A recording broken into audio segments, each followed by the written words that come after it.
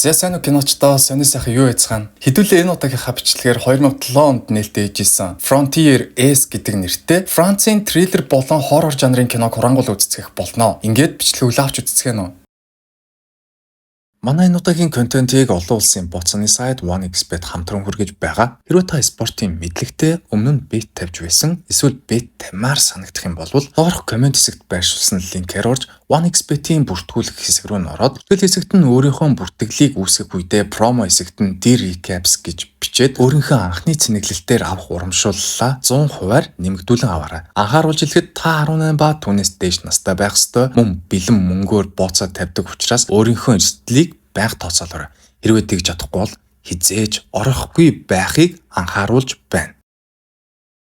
Тэгэхээр кино Францын нийслэлд Парис хотноо бослого Уймен самуун гарч буй дур зураглаар эхэлдэг ба тухайн Уймен самууныг нь ашиглаж хэсэг залуус мөнгө хулгайлахаар болоод мөнгө хулгайлчаад зогтож явах үедээ цагдаа нартай буудалцаад тухайн буудалцааных нь үеэр манай киноны гол дүр болох Ясмин гэдэг нэртэй охины ах нь буюу Сами гэдэг залуу тэнсэн суманд нь оногдоод Ясмин Алекс гэдэг нэртэй экс найз залуутайгаа хамт шархагдсан ахыгаа эмнэлэгт хүргэж өгөхөр болонгуудаа Том болон Феррид гэдэг нэртэй хоёр найзтай хулгайлсан бүх мөнгөө өгөөд хотоос цогтож гараад хааны газар очиод нуугдаж байгаараа гэж хэлэнгүүтээ хоёр тийшээгээ салцгаадаг. Тэгээд бослого Уймен самууны хажуугаар Ясмин болон Алекс хоёр Самиг эмнэлэгт хүргээ иртэл Сами шархаад алган нас барж харин маш их хэмжээний мөнгөтэй явсан хоёр найз нь хотоос нэлээд зайтай нэг мотель болоод гурван найзыгаа мотель түлээж байхаар шийдэнгүүтээ мотель руу цүнхтэй мөнгөө үүрч орж ирээд үүдэнд нь байсан хоёр ресепшн бүсгүйд Том танаад сул руу байгаа юу? Гэхдээ зүгээр нэг энгийн сул руу биш шүү. Хоёр сайхан бүсгүйтэй сул руу байгаа юу? Яг уу хоёр сайхан бүсгүй гэдэг нь бид хоёрыг хэлж байгаа юм л та. Хоёр мөнгө төгрөгөн дээр санаа зовлтгээ бид хоёрт хэд дахин нуглаад өгнө гэж хэлэнгүүтээ буудлын ресепшн бүсгүйчүүдтэй үнэлсээ тохиролцоод хамтдаа өрөөнд орцгоодог.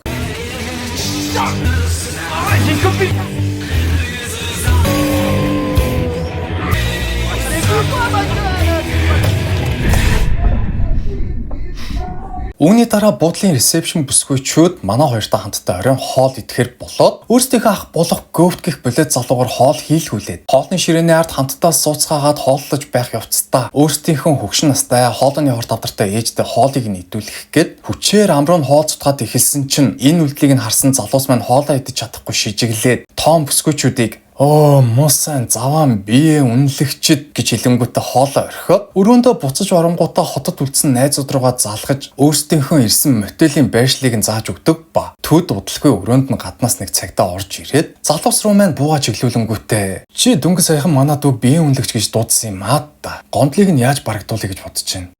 Нэрээ тоо хоёр чинь цүнхтүүр мөнгөтэй явж байгаа гэлөө. Яг одоо тэр мөнгөө гаргаад ир гэж хэлдэг.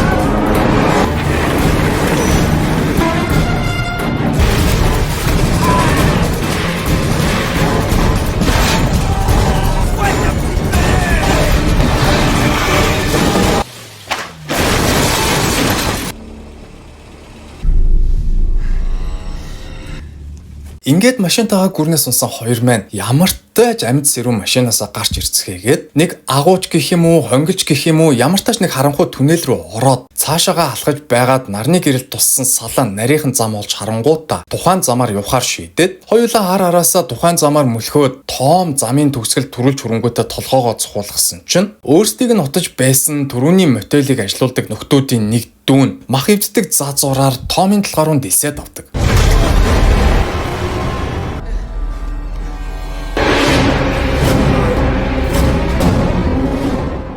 Харин Ясмин болон Алекс хоёр найзуудынхаа дуудсан мотель руу ирэх замдаа Том руу залгасан чинь утас нь холбогдох боломжгүй болсон байдаг ба залуус мотель руу орж ирцгээгээд Алекс буудлын ресепшнгээс танаа мотельд түрүүхэн хоёр залуу орж ирсэн үү гэж асуусан чинь ресепшн чи Том Феррид хоёрын найз нь уу? Тэр хоёр манай цуслангийн байшинд байгаа. Учир нь өнөөдөр манай мотель дүрч гисэн. Хэрвээ хүсвэл бид хоёрыг найзууд дээр чинь хүргээд өгье гэж хэлээд Алексийн машинд нь суугаад цуслангийн байшин гэж хэлээдсэн газартаа дагуулan ирдэг. Гэхдээ энэ газар нь огт цуслангийн байшин шиг харагддаггүй. Харин хуучны хорих лагер ч юм уу, аль эсвэл хуучны цэргийн бааз шиг харагддаг ба. Манай хоёрыг барилга руу орж иртэл нэг л тийм эвгүй жихүүц хүргэн орчин. Бас нэг бүгтэр нуруутай жирэмсэн охин хоёр л угтаж авдаг.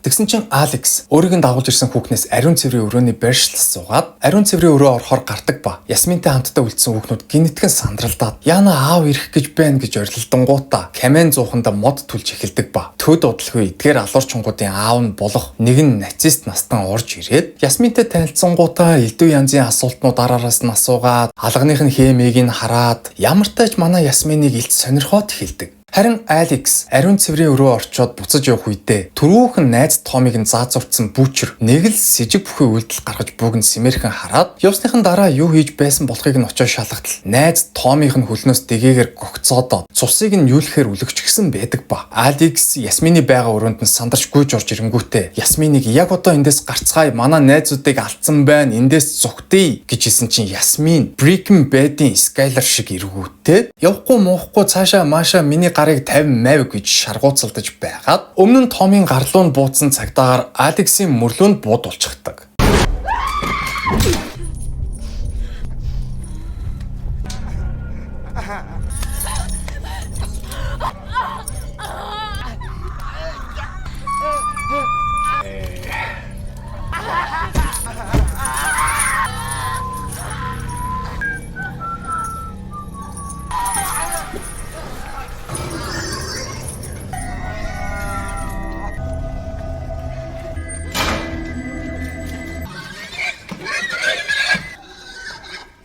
Үүний дараа киноны сэн солигдож Томыг баригдсны дараа цугтаж амтсан Ферид эдний хонглоос гарч хайж явах үедээ бүр төөрөө баахан хүмүүсийн цогцыг үлгсэн агуулгах руу орж ирдэг ба. Өөрийг нь агнахаар араас нь орж ирсэн түрүүний цагдаа болон Бүүчер хоёртой тааралдаж цугтаагаад баригдахгүй тулд уурын зүг рүү ороод нүгдсэн чинь Бүүчер Феридийг уурын зүг рүү орсныг нь мэдэнгүүтээ хаалгыг нь түгжиж байгаад шалзалж алхаар халуун уураар удаад эхэлдэг.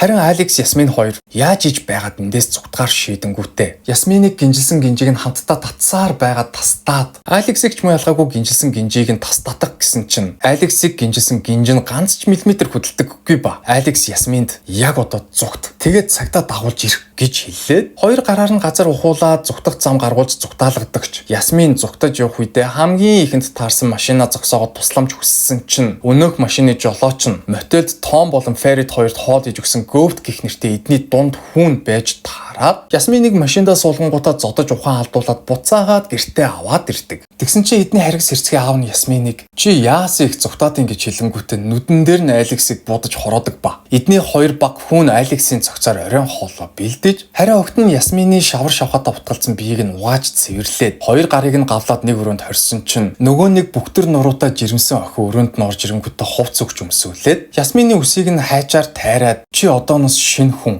Чиний амьдрал чинь цоо шинээр эхлэх болно. Чи өнөөдрөөс эхлээд манай гэр бүлийн гишүүн болно. Яг л над шиг. Учир нь аав намайг гэр бүлдээ үлдээсэн шигээ чамаагч гисэн гэр бүлдээ үлдээхэр болсон гэж хэлдэг ба. Аав нь энэхүү бүгтэр охиныг түрүүний мах эвдэж байсан Бүүчрийн эхнэр нь болгож өгсөн байхаас гадна яг одоо энэхүү бүгтэр охин Бүүчрийн хүүхдийг нь тээж байгаа юм байна лээ. Тэгээд оройн хоолны үеэр нацист аав нь түрүүхэн хороосон Алексийн махаар хийсэн хоолноосоо Ясминд өгөнгүүтээ өө нэрээ энэ хоол тоо хоёр хуучны танилуд лөө. Сайхан хооллоор гэж хэлэнгүүтээ үр хөвгтүүдтэйгээ нийлээд Алексаар хийсэн хоолоо идчихэд гэр бүлийнхэндээ хандаж би та нарт тундганы үг хэлье. Өнөөдрөөс эхлээд манай гэр бүл нэмэхээр боллоо. Би энэ охиныг өөрийн ууган хүүдээ бэлэглэж байна. Алийг хүмүн чи босч ирээд эр хүн гэдгээ батлан харуулж ихнэрээ үнсээч гэж хэлсэн чинь цагдаа хүн хүчээр Ясмины урал дээр нь үнсдэг ба. Гэр бүлийн гишүүд бүгдээрээ хундагтаа дарсаа ууцгаахтай зэрэгцэн. Ясмин ширээн дээрээс хутгах шүүрч аваад аавынх нь хоолонд тулгангуудаа бүгдээрээ холтцгоо гэж орилсон чинь нөгөө нэг бүгтэр нуруутай охины нөхөр нь Ясминыг буудах гэж байгаад аавыгаа унтсан чинь цагдаа хүн чи аавыг буудчихлаа штэ гэж орилонгуудаа зөрүүлээд дүрүүгээ гал нээж